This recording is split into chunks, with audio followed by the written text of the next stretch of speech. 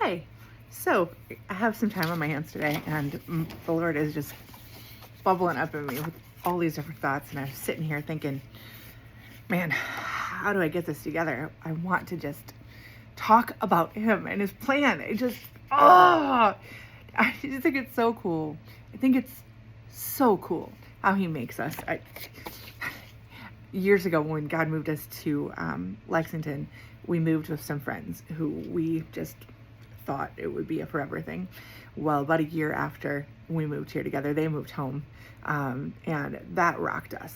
But during the time when they were here, they were building a house, and I remember vividly that they had to clear the land because of obviously putting their house on it, but they wanted to save some of the trees.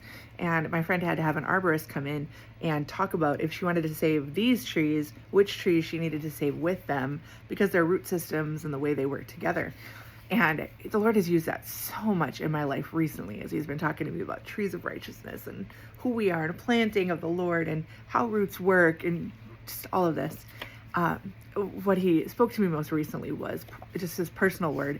And He was like, Lisa, you were born to speak about me. Like, whether it's teaching or whether it's encouraging or whether it's rebuking a lie so that somebody can live, whatever it is, like, you need to. It's part of who you are. And I know that because I can tell when I haven't had a chance to preach that it's like I just don't feel alive. I don't know how else to say it. But I often shy away from that because I'm like, well, that's not my place. Well, that's their church. And I just don't know how to navigate that. But recently He showed me that's your root system. Like, you need it because the people in your life need it. And just like you need them, it's the same kind of thing. So now what I realized when we moved down here is the system, the root system that I had was so intertwined with the friends that I had up there. It was so hard to leave. It was so hard, even though you have technology, but you and me know when you don't do day-to-day life with people, it's hard and feelings can get hurt. And when I friend, like, I'm all in, and I can't be all in over this. Add into the fact that my mom passed away, my best friend, and I'm dealing with that, and I'm dealing with children and emotions, and just relationships got really complicated that I didn't want to be complicated. And although I love every single one of them, not all of them have passed through that time period into an active role. They're still in my life, and I hope they know I still love them, and vice versa. But life didn't work that way to let me be their friend the way I wanted to be. That said, I used to just pour out everything the Lord was showing me every week when we'd get together, and they were so gracious. It just was, for me, and I hope for them, such a blessing to my life. And when I came here and I didn't have that space to share, it was really, really hard because, like I said, it's part of who God made me to be. It's part of how I live and move and breathe is when He moves through me. And I haven't had that, so I did more and more on here. And I realize now what a gift this is, because life is full. All of our lives are full. You have to text before you can call somebody because you don't know if they're busy, and how often does anybody call, right? But this is outside of time. Not in the way God's outside of time, but a small little snippet of it where I can sit on here and I can reach you, even though I don't know who you are. And it's such a gift to me.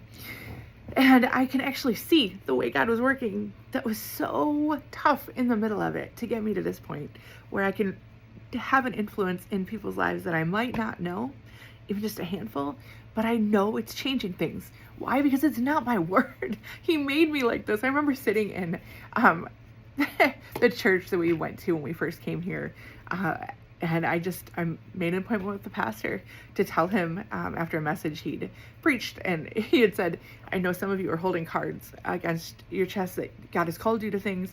We want to know how to partner with you. So I made an appointment. I was like, okay, he wants to know. He wants to know. So I told him the story of how God brought us here and how He called me to preach and to just declare who He is and to help people walk in the kingdom the way He designed to. And he just kind of looked at me blankly and he's like, yeah, we don't let women do that. And I heard myself say it, and I knew that I felt it at that time. And I just said, I understand that. I understand that, but I said, God did this? I didn't. It wasn't a choice. Like, I can't not do this. It's who I'm made to be. And he's like, okay, well then God will open a door if he needs to. And y'all, years have passed, and I think about that all the time. I didn't do this. He did this. And so when I feel him stirring it, I have to do it. I have to sit here and pour it out because somebody needs it. Y'all, and maybe that somebody is me in 2 months when I go back and listen. So that's where I am. But, okay. I need to tell you the story. Have you ever put into words Israel, where we are, what's going on, Jesus coming back, for somebody who doesn't know it?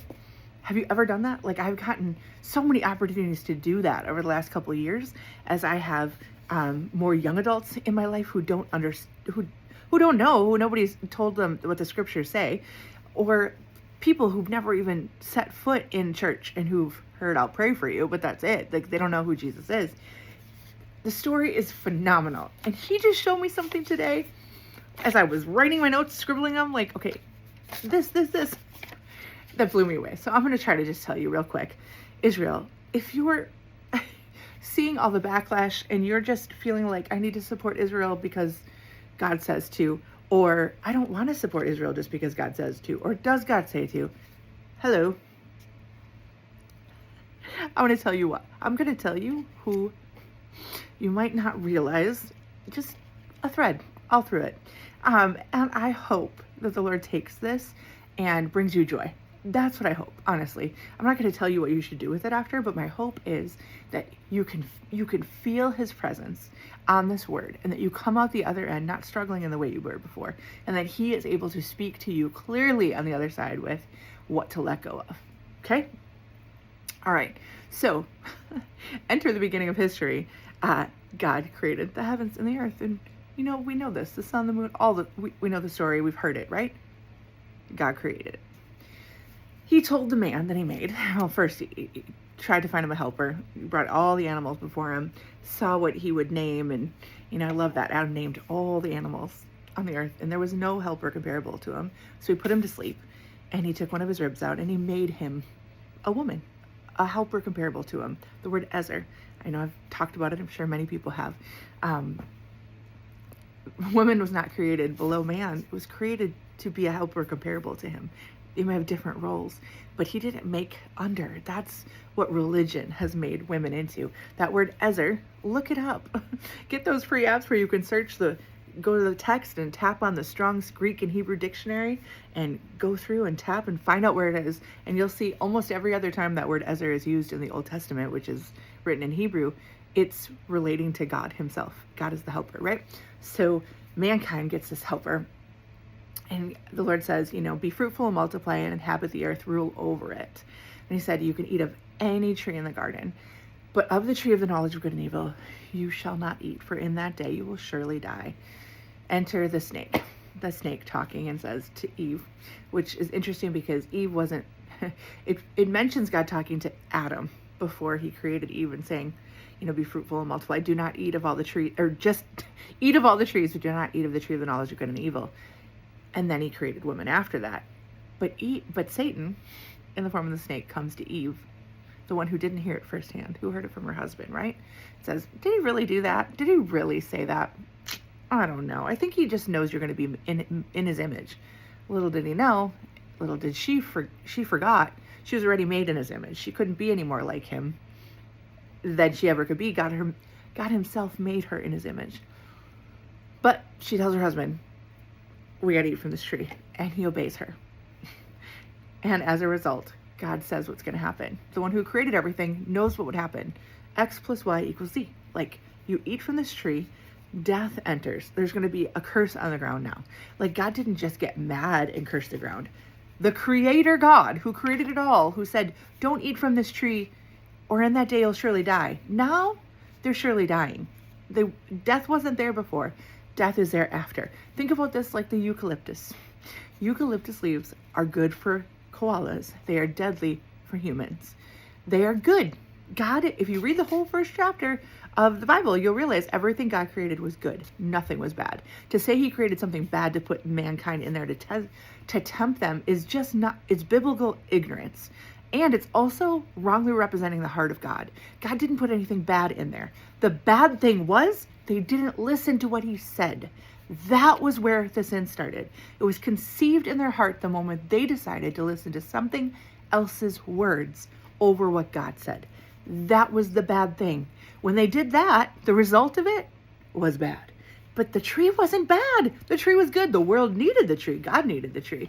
But the tree wasn't made for them. So, they ate from the wrong tree. We all know sin gets into the world, and then just now death. And just a little side note, if you know, when God says, in that day you'll surely die, and people will be like, well, wait, Adam didn't die. He actually lived like over 900 years. How? I don't understand that. Here's a little tidbit. I think it's in 2 Peter where it says, a day in the eye of the Lord is as 1,000 years. Every single human being, when you read the genealogy in chapter 5 of Genesis, talks about how long everybody lived. Every single person lived less than 1,000 years. So in God's eyes, a day is as 1,000 years.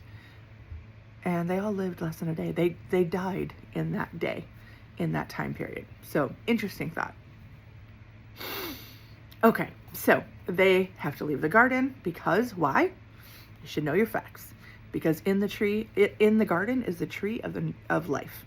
They apparently hadn't eaten of that tree yet. They just went for the one they weren't supposed to. And had they eaten from that tree of life, they would have lived forever. We know, believers, when you read the New Testament, you find out who the tree of life is, the bread of life. He says, he who eats of me will not die. It's Jesus. Jesus is the eternal life. He's represented in that tree, and he's going to come in the flesh and be the manifestation of that life that should have been then, that's now better because God's plan came to be. So they leave the garden. We know things get worse and worse and worse and worse and worse. You read chapter 6, you find out that the angels, fallen angels, came and mated with mankind, and there's a whole new race of being called the Nephilim, which is very wild, getting all over social media. I'm hearing whispers of that. If you have any questions about that, we could go and talk about it with the word. I made a whole message on that for a friend recently. But it is this race that says it was on the earth then and after the flood, mind you, then and after the flood, because that's before and after. And this is why it's important. It says the thoughts and imaginations of mankind were corrupt at that point. The thoughts and imaginations were constantly evil. That's the word that it used. And God saw that, and it repented to him that he had made man. It made him sorry that he had made man. It's interesting, when you read the genealogy in chapter 5 that goes after Cain and Abel, Adam had another child, Seth, and then Enosh and Mahalalel and all that. Ends with Noah. Well, his name means Noah. His father said, for he shall comfort us concerning, I forget exactly what, but that he will be a comfort to his people. Well, when it says in the next chapter that every thought and intention of mankind was evil, and God, it repented God that he made them, then it talks about Noah. And the crazy thing is, God saw Noah perfect in his generations. That word perfect is talking about his, it says unblemished is a better way to describe it. Physically speaking, his family apparently had not been disrupted by these fallen angels coming in and having children with some of the women and creating this whole race of half human, half fallen angel. His family wasn't. He was without blemish. We know he wasn't perfect in actions because Romans says it very clearly. All have sinned and fall short of the glory of God. So it wasn't actions, but it would have been unblemished. And God was comforted by Noah. Isn't that crazy? Noah comforted God, and he used him to then repopulate the earth. Okay, so I'm going to speed up a little bit here, because although you know these, you might not know those details. They go in the ark. Oh man, you should look back at 2022 when God was talking to me about the timing on that. Oh, and how it worked out with that year. And the windows of heaven opening. That was a phenomenal year of learning how to hear from the Lord and see his scriptures lining up with today. Crazy cool. So they go into the ark, they come out of the ark, and God blesses them. Chapter 9 of Genesis. He blesses Noah and his sons to be fruitful and multiply and repopulate the earth, right? At this point, if in case you're wondering about dinosaurs, I mean, it seems random to throw it in here, but it should. Before the ark rested, God gave all the greenery, all the plants to mankind to eat. After the flood, he now says anything you can eat, all the animals, everything. Before that time, man and beast would have been at peace on this earth. They weren't killing animals before that point. There was after. And I love it. There's a guy named Jay Seegert, who's out of Wisconsin, who just has taught me so much. He is this brilliant scientist who believes the Bible is accurate and he can prove it. And he's given his life to teaching that. Oh man, you should look him up. I think it's Creation Education Society. Anyway, told us, when you listen to him, that talks about dinosaurs, the average size of a dinosaur was like the size of a sheep. The average, if you look at all of them. And he talks about like bringing small ones on the ark versus the full size and all of that. So go look him up. So awesome. So God blesses his Noah and his family to go. Now, right here, read chapter 9. At this point, Noah becomes a husbandman to the ground, and he grows a vineyard. That was what it was called, husbandry, right? So they planted a seed, grew a vine, drank of the fruit of the vine, was naked. I don't know why they go hand in hand. If y'all have ever been in that, anyway, I digress. His one son, Ham, sees him naked, goes and finds his brothers, Shem, Japheth, and says, "Hey, come see Dad." They're like, absolutely not. They take some kind of a coat or something, hold it between themselves, walk backwards so they can't see him, and they cover their father. Why? Because nakedness equals shame. And they know you don't uncover the shame of your father. Oh, we could go in so much on this, but it's already long enough. Noah wakes up. He knows what happens. He curses Canaan. Why Canaan? God had already cursed at the beginning of chapter 9. God had already blessed, I should say. At the beginning of chapter 9, Noah and his sons, he'd blessed them to be fruitful and multiply. What God has blessed, no man can curse. So Noah, in his anger, curses Ham's son, Canaan. Canaan would then, and it's all of Ham's family line, would then become all of the tribes of the land of Canaan, right? I don't want to get them right, but I'm going to just throw some names out. The Amorites, the Hittites, the Jebusites, all of that from the land of Canaan. I think it's funny if you go forward and you find out the Israelites aren't allowed to eat ham. Anyway, okay. So, I digress. I just love the details of the Lord.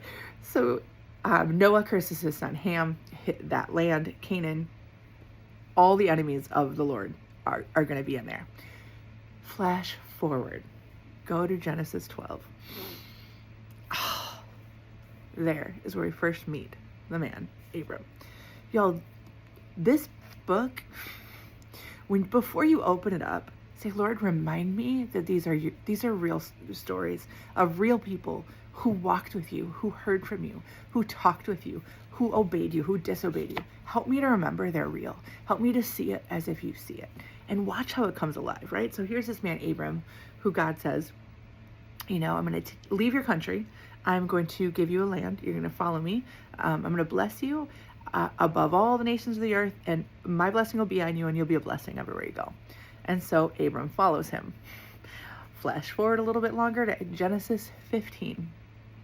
Right after there's this epic battle in Genesis 14 between the kings on the earth, including Sodom, the king of Sodom, and the king of Gomorrah. Abram goes in to help rescue Lot, his nephew who was with him at the time. He goes to rescue him, brings him out. The king of Sodom goes to Abram and wants to basically share the spoils with him. I think he wants the people, and he wants to give Abram like some of the goods. And Abram says, absolutely not. I have raised my hand to the God of heaven and earth that I will not take anything from you. He's the one who I trust, is what he's saying. Chapter 15, the chapter of all chapters in the Bible. In a vision, the word of the Lord comes to Abram and says, I am your exceedingly great reward. And Abram says, Lord, you haven't given me any children. At this point, I think he's 75, and his wife is barren. He goes, you haven't given me any children. How are you going to bless me like this? All of my goods are only going to pass on to my servant, Eliezer. And God said, oh no, you're going to be a father of multitudes of nations. I'm going to bless you, and my blessing is going to go on and on. And it says, Abraham believed God, and it was credited to him as righteousness. Now hear me on this. That might be it is one of the most significant verses in the entire Bible. When you're studying the word, I have learned there is what's called the law of first mention. When something is mentioned for the very first time in the Bible, it's significant.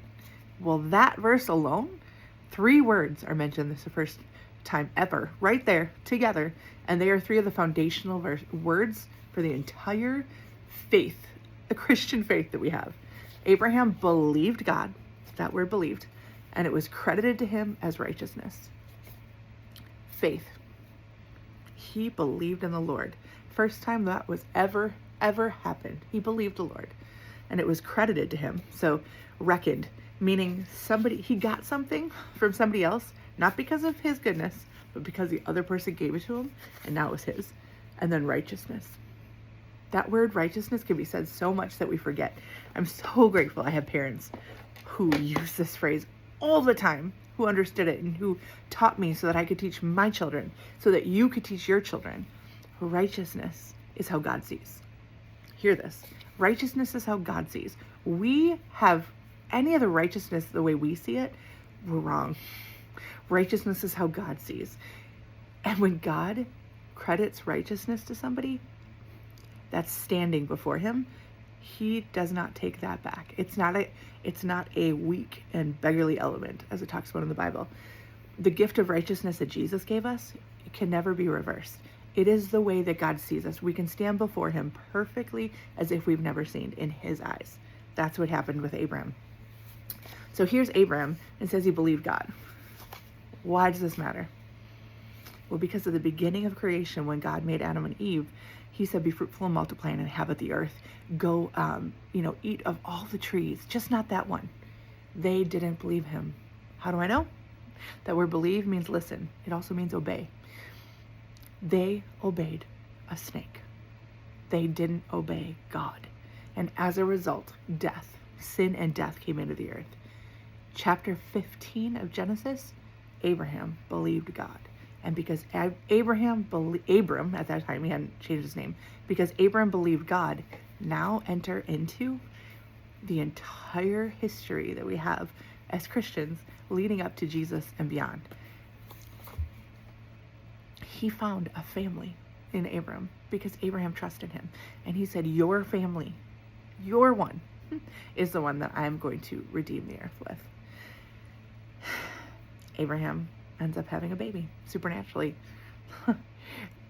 Amazing story. We'll go into that one day. 25 years later, Isaac has a child, Jacob. Jacob is the one whose God changes his name to Israel. Israel,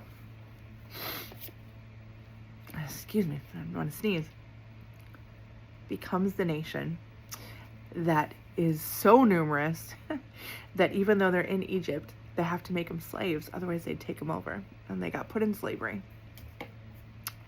That's the nation that God redeemed. That's the nation that they came out of Egypt with riches galore. And to see this promised land that God promised to Abram, that he would now give to the children of Abram. You know what that land was? Canaan. Remember back in Genesis 9, when Noah cursed his son by cursing his basically grandson, Ham's son Canaan, that land and all the people in it, that's the land that God would one day bless Abram to go and take back. That land, y'all, is where Israel is today. The first land after when God said to Abram, I'm going to bless you and you're going to multiply and be father of many nations, he was a sojourner. He didn't own any land at the time. In fact, he didn't even know where he was going as you read this. The first time he ever owned land was when Sarah died, his wife, and he bought the cave of Machpelah. I forget exactly what chapter. But that's the first time he owned land. That would be where Sarah would be buried, he would be buried, Isaac would be buried, Jacob would be buried. It's right in the middle of Israel. Flash forward years and you see David. We all know the story. He was a shepherd and comes to be anointed as king, and he's a man after God's own heart. He loves the Lord. He is in the middle of a time where grace wasn't existent. They were still under the law, and yet David knew God. And he knew the Lord, and it was this grace relationship, just surreal. Bethlehem, and where he was from, and Jerusalem, which he would take, the stronghold. I believe it was Kirjath Arba before then. I don't want to mix up the names, but he took it and named it Jerusalem, the city of peace. That was his place, the stronghold that he took, that now the Temple Mount is in. His son would make the temple. Y'all, the most significant parts of our story as believers, our history, is in Israel. Is there any wonder that the nations around want to destroy it, and that the narrative out here is evil, evil, evil, evil, evil?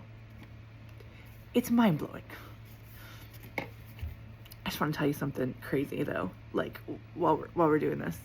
So Abram, God waited. Do you know like the consensus on how many years after creation that Abram was born?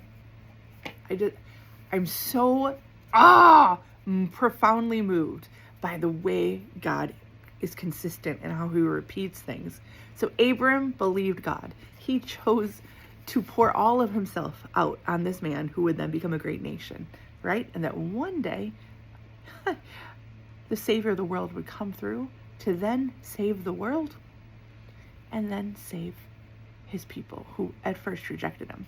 1,948 years after Adam was created, Abram comes on the scene, the one who would become Israel.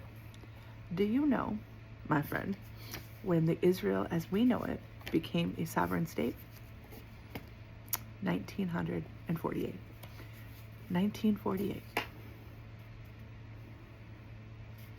1,948 years after creation, Abram was born. Abraham would soon believe God. He'd be the father of many nations. 1948 years after Jesus was born, Israel would stand in their land and it would be theirs. And granted, we understand through the scriptures that not all of Israel is Israel, meaning the Israel that God talks about, because not everyone will accept him. And so those of us who are not born of Jewish descent but have believed in Jesus as our Savior are the Gentile nation until every last one of us have been grafted in. Then Israel will be Israel and the end will come. But y'all, it's significant that 1,948 years after creation, Abram came, and 1,948 years after Jesus came to change it all, Israel is a nation. I don't know how many years we are since then. Let's see. 52, 26, 78. 78. We're 78 years past that moment. It's just interesting because 1,948 years after creation, Abram was born. I'm just thinking this out as we go. And it was about 75 years into his life that God met him and said, follow me. I'm going to make you a great nation. And Abram believed him. It's profound, the time we're in right now. It's profound realizing that all the nations that Ezekiel talked about in 38 are rising up against Israel. Y'all, don't be one of them. You really actually don't have to pick a side in this world to pick a side for eternity. We are called to pray for the peace of Jerusalem, for the peace of Israel. We are called to do that. Stay there. To the world, you don't need to throw your voice in the game. You really don't. You need to live before the Lord, the life that he's called you to. You need to tell the world who he is and that he's coming back. And you need to recognize where we are, because the war that's been waging against us is amped up. There's not one person I know that is not really in the trenches of having parts of their life not match up with what they know God has said is true.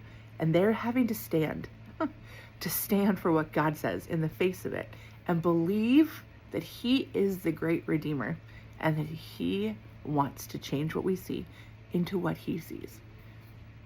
That's where we are. If you need somebody to stand with you, I would be honored to, because Lord knows I need people to stand with me. But man, all of creation says his name, y'all. All of creation. It's a pretty cool story. Man, so much more to say, but I've already talked so long, so maybe I'll make another one. Thanks for coming.